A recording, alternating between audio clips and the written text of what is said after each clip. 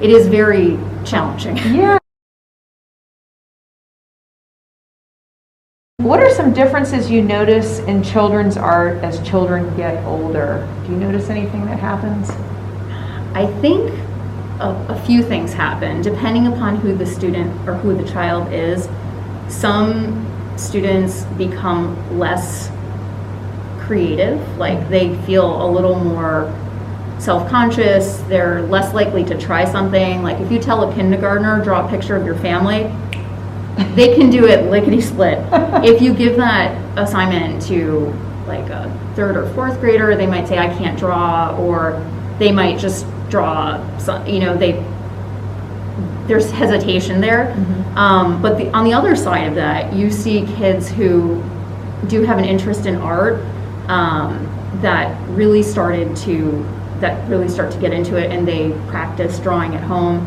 And I've had a student in the past that he really didn't like art, he wasn't into drawing, that sort of thing. And now 2 years later, after working with him, I've encouraged him to be artistic in any way possible and creative. And like the beginning of this year, he was drawing, like he just loves drawing. And before, that wasn't something he was really into. But I think fostering that sense of creativity, and you can do art in many different ways. It doesn't have to be drawing. So, but it turns out that he's been into it. So, good. So yeah, I think kids they develop, if they have an interest, their skills develop over the years, Right. and they get better at drawing things. Right. What are some artists that you like to feature in your lessons, and why did you choose to highlight those artists? So in 4th grade, I typically, let me rewind here and erase that.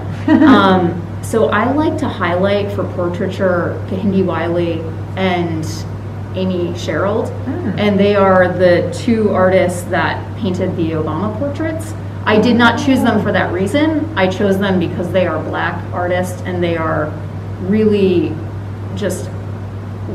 amazing. I saw Amy Sherald's artwork in a women's museum in DC, and I just was blown away. Like, I fell in love with it. I had no idea who she was, and that's when I started researching her. And then it just so happened she did Michelle Obama's portrait.